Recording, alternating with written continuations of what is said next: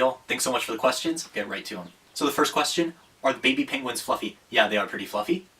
Remember, they initially have those down feathers, those really fluffy feathers that keep them warm before they can get bigger and get the waterproof feathers. So yeah, they are pretty fluffy. We actually just saw our first two, in this last week, we just saw our first two chicks that are just about to leave the nest. So they pretty much lost all those down feathers. They've just got a little like collar around their neck of down feathers. All the rest is waterproof. So they lose it as they go. But yeah, they're very fluffy at first. Next question from Caden. Say a kiwi and a blue penguin got into a fight for whatever reason, like food, etc. Who would win? Okay, that actually does happen sometimes. Sometimes a penguin, a Aurora, will try to steal a burrow from a kiwi, so they do actually fight sometimes. Kiwi are cowards. They'd probably just leave. They probably wouldn't actually fight. If they actually tried, I don't know. The kiwi's got the range, it's got that longer beak, but the Aurora is a lot stockier, a lot stronger, a lot more vicious. So, oh, that's a really tough one, but I think I put my money on the Aurora. It's kind of like a Rocky IV situation, where like the kiwi's got the reach, but the Aurora's got everything else going for it, and it's gonna fight it out and win. Next, Brayden asks, do you study Komodo dragons? No, I don't. It would be pretty cool to study Komodo dragons. I got to meet the Komodo dragons at San Antonio Zoo once, but I didn't really work with them. It would be a pretty cool one, getting to visit the island of Komodo at least. Mark asks, where do kiwi birds live? Also, hi! Hi, Mark. Kiwi live in forests all over Aotearoa, New Zealand, but the thing is, they're nocturnal, and they're really quiet, and they're really small and really sneaky, so they're really hard to find. But yes, they do live all over, just at night. Manuel asked, do you think Corpus or New Zealand is better? Well, that's not really a fair competition, because Aotearoa is a whole country, and Corpus is just a city. They're good in different ways. There are some things I miss about Corpus, particularly the food. I really miss the food in Corpus. But New Zealand, Aotearoa, because it's a big place with a lot of different things to do, it's the only country on Earth with every climate zone in it, despite being pretty small.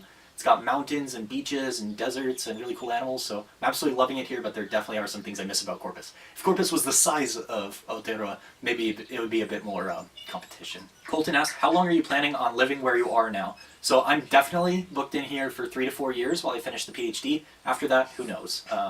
I like it here, maybe if something's here, otherwise maybe go somewhere else. I'm not sure. I've got a few years to decide. Devin asked, how big is the fur seal?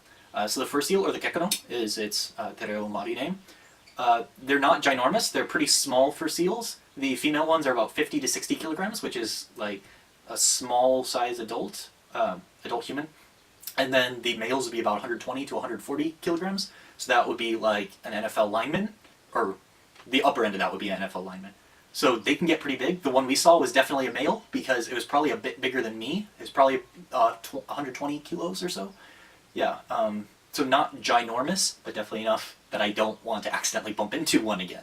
Ashley Stotts asked, how tall are the penguins? The Aurora are just a foot tall. Alexis K asked, what type of penguins live on the beach? So all penguins live on some sort of beach, because they have to be on land to breed and nest and everything, and then they have to be in the water to forage. So they're in a bunch of very diverse places. The only ones that are in like sandy beaches would be Australian penguins and African penguins. And then like rocky beaches are pretty much all the rest of them, including my Aurora.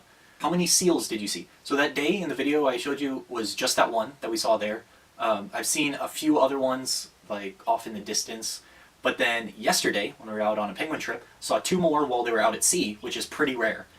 It was one of those really dense packs of biodiversity, where you had a school of fish and a lot of krill and a lot of plankton and all that stuff, and the seabirds were all diving in. Well, 2 seals joined that. And it was really cool, because some of y'all might have seen that viral video of the seal throwing an octopus at a kayaker. Well, we saw a seal throw a fish. Not at a kayaker, but we did see one like toss a fish. I have a kind of blurry photo of that, because I wasn't expecting it to be thrown. Yeah, so that was pretty cool. So we saw the 2 kekano out at sea, and then the one that surprised me on land. And then a few more off in distance, but I'm not really counting those. Alexis A asked, what kind of animal do you want to study most next? I'm really happy with my Aurora. I really like them. I would love to get down and be involved with the Tawaki project. I'll put some links to that, because they have really cool videos down there. The Tawaki is a critically endangered penguin. They're called a Fiordland crested penguin in English. They're really rare and solitary and everything, but they have some really interesting research projects going on with them right now, because they have that super long migration I mentioned to you in one of the other videos. So getting involved with that project would be really cool. And then even moving outside of penguins, I'm pretty much happy anywhere that I get to work in the field. I'm not super picky about what animal I'm working on or what habitat type or something. I just want to be out in the field. I want to be out in really, really wild places, really far out there. I mean, I enjoyed even my work in Ireland on turloughs, which weren't really involved with that many living things. It was a bit of grass, but mostly it was about like the lake and how it drained and refilled and everything. So as long as I'm getting to work out in the field, I'm not too picky. I like penguins. I'd be happy to stay with penguins. Will asked, hey, when are you coming back? To visit, I don't know, possibly next June, so you wouldn't be in school, I guess. To live, I don't know, at least 3 or 4 years, at least. Adrian Gregg asked, what was the most painful animal you were bitten by? So if you're doing things right, you shouldn't get bitten. That's like #1 rule of working with animals, is do everything you can not to get bitten. That being said, cottonmouth snake was the most painful thing I've ever been bitten by. Thankfully it was a young one, so the venom wasn't too much, and it wasn't that big a problem, but yeah, that was pretty painful. I had a Burmese python start to constrict on me, but it calmed down once we just set it down and let it go be a snake. We were carrying it, and it decided it didn't want to be carried, so it started to constrict my arm. And that was pretty scary, because if they don't let go, that can be really bad. But it did let go. We just set it down, I was like, okay, go be a snake, and it was happy and let go of my arm. Yeah, probably if I wasn't wearing the safety equipment, the worst ones would have been getting a tusk from a warthog, as well as an alligator snapping turtle biting onto the glove I was wearing. So that's why we have safety equipment. I didn't even feel the turtle bite down on me, but it would have hurt. I probably would have lost the finger if I wasn't wearing those gloves. McKinley asks, does it rain often where you are, and does the rain affect the animals there? So yeah, it does rain very often. It's probably half the days here it rains, but it's not really like the Corpus rains. Like in Corpus, it'll rain once every 4 months, but when it rains, it floods. That's not really the case here. It rains probably every other day, but it's for like a few hours, and it's a really light rain. So there's like a constant level of drizzle pretty much, but it's never like soaking and flooding. Does the rain affect the animals there? So for that one, yes, because, you know, like there's a lot of birds here. Birds don't fly as well in the rain. The exception, though, is seabirds, and particularly petrels and penguins. So exactly my species of penguins are the ones that are more active whenever there's rain. We're not entirely sure why the Corora are more active in the rain, but they are. There's not really strong data on it because no one's really looked at it so much, but there's some limited evidence, some anecdotes that they are more active in the rain. And then the petrels, they are way more active in the rain, and that's even where storm petrels got their name, because they were almost impossible to find except when there was a storm, and then they just follow behind boats that were at sea in those storms. So, storm petrel. The reason for that is because they aren't super strong flyers, even though they have to go forage way out into the middle of the ocean. So the way they do that is by coasting off boats, or in storms, or they kind of ride along the back of a wave, kind of like the reverse of a surfer. And I've probably got some really cool pictures from the last trip about that.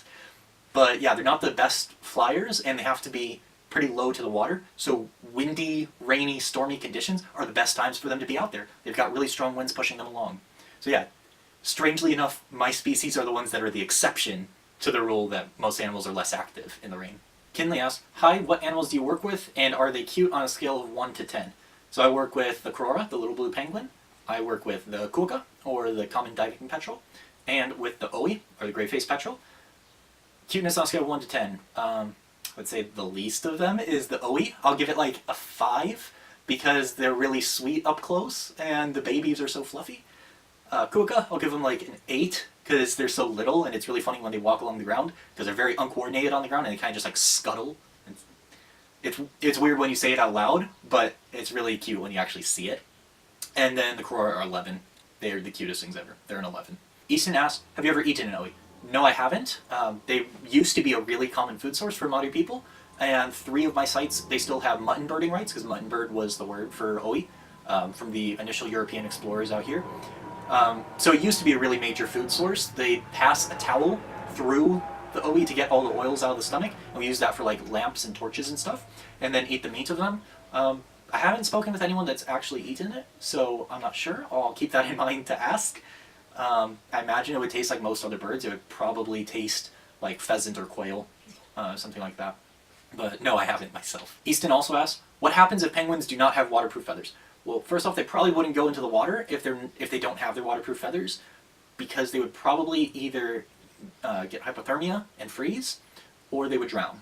Because if the feathers aren't waterproof, then kind of like wearing a big puffy jacket into the water, it's going to get filled up with water and it's going to weigh you down a lot. Yeah, so probably drowning, if not hypothermia, of just getting too cold from the water coming into contact with their skin. Their feathers, the way their waterproofing works is kind of like a dry suit for scuba divers. If you don't know what that is, it's a suit that completely encloses you, so there's air between you and the suit, instead of like a wetsuit, where the water goes in between the suit and you, and your body warms up with that water. In the dry suit, you just wear like a sweater, and you just need to keep the air between you and it warm. That's what penguins do. So they have like a bubble of air around them with their waterproofing from all the oils on their feathers and the feathers locking in very tightly. That's how their waterproof works.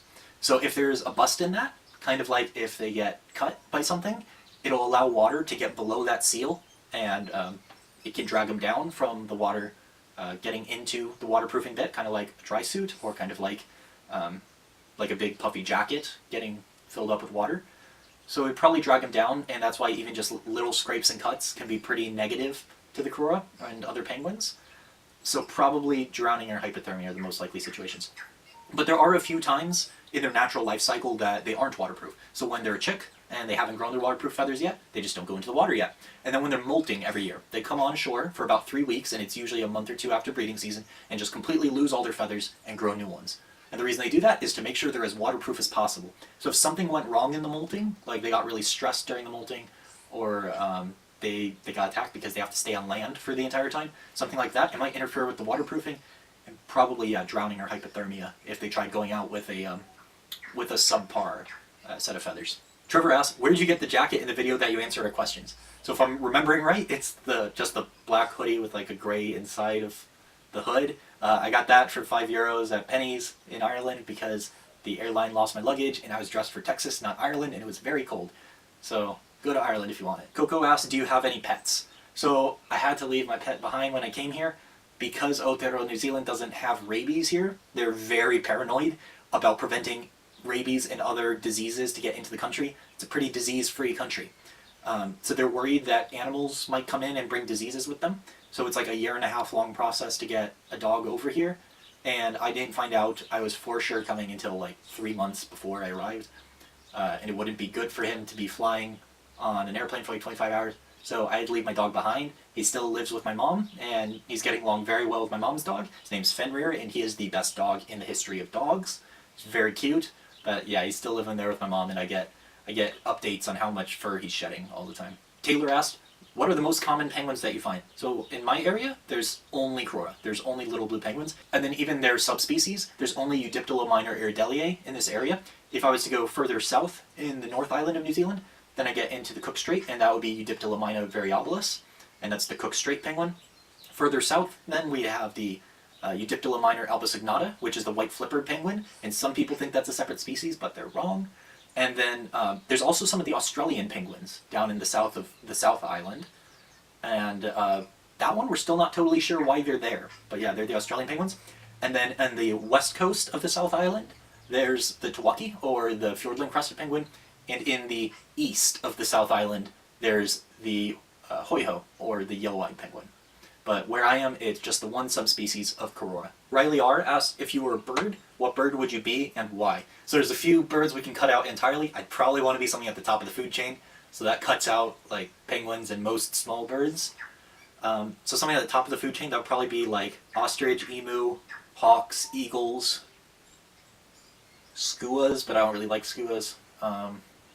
Albatrosses? Albatross. Okay, I'm going to say albatross. They're really cool. They get to wander around, see the world. One's even called a wandering albatross. They're these just ginormous seabirds that look kind of like overinflated seagulls. Nothing really bothers them except skuas whenever they're still in the egg. Yeah, I think I would go with albatross on this one. They're really cool. But I think some eagles and hawks would also be good options, like or falcons as well. Like peregrine falcon, getting to fly that fast. They're the fastest animal on Earth. That would be really cool. Bald eagles are really pretty, and they like dominate their landscape. Imperial eagles are these ginormous eagles. I think they're mostly in Europe. Ostriches and emus I just don't like. I mean, they'd probably be pretty cool, like emus even won a war against Australia. That's not a joke. They literally won a war against Australia. But I don't think I'd want to be one. They're kind of weird. So yeah, I think I would go with albatross. Albatross. Sarah and Kendall asked, how thick do the birds get? So Karora are like that big around maybe. They're pretty chubby. They get less thick while they're taking care of the chicks because they aren't doing as much foraging for themselves. It's mostly to feed the chicks. So they get a bit thinner then. But yeah, they're pretty chubby. Diving petrels are tiny. Like can easily hold one in your hand. Those are the kuaka. They're really small. And then the oi, they're deceivingly big despite being so light. They're only about a pound, but remember birds are super light because they have like hollow feather or hollow bones and all that. So they're probably like that big around, whereas the kora, like, they're pretty substantial. Jocelyn asked, if you could change anything about where you're at, what would it be? I would make salsa more readily available. There's, like, beans and salsa are completely impossible to find at reasonable prices here. Like, a little jar of salsa is like $15. It's absolutely absurd. Salsa is my one demand for this country. And Whataburger. Jocelyn also asked, can you bring both a kiwi and a penguin back? Yes, I already sent it. You didn't get it? Like, I sent it a month ago. It should already be there. I'll have to check out the post for that. As far as if you actually want to see penguins, the little blues, the Kora, they're in Dallas at the World Aquarium and in Galveston at the Moody Gardens. I don't know anyone that has kiwi outside of New Zealand. I'm not too sure where you can see a kiwi. That might need some Googling. Caleb asked, how exactly do you find penguins? Well, I did a whole video on that, so I'm not recapping it, but we follow the poop to the burrow, we check out the burrow. If there's a penguin in it, we found the penguin. Andres asked, how do the birds taste? Oh, chicken is delicious. You need to try it if you've never had chicken before. It's so good. Turkey is also one that I hear people eat from time to time. Martina asked, hi. Hi, Martina. Jarell asked, where is the merch located? At the links in the description. Shane asked, is there anything in the kiwi system that helps it lay those eggs? Essentially just where it comes out is designed to be able to let the egg out. It's able to expand like that. They are adapted to only have the one egg, which is pretty unusual for a bird their size because they're putting so much effort into that one egg. So by limiting themselves to just the one, they make it a bit easier on themselves. And then also the mother, rather than having to go forage off immediately after laying, she'll usually sit on it for a while before heading off, and then the male will swap off. Whereas a lot of other birds, the mother will have to get right back to foraging, and it's just not feasible for one that has put so much effort into laying that egg. Shane also asked, what's your Snapchat? You put some videos in there. It'll be pretty cool to see what you're doing. I don't have Snapchat. I don't know, for whatever reason, I've never been able to get it to work on this phone in this country. I don't have Snapchat, but I post most of the cool things that I filmed go into these videos, so you'll be seeing them at some point anyway. Thanks so much for all those questions. I just went out on a couple more really cool trips, so hopefully some awesome videos and pictures from that I'll be able to send you soon.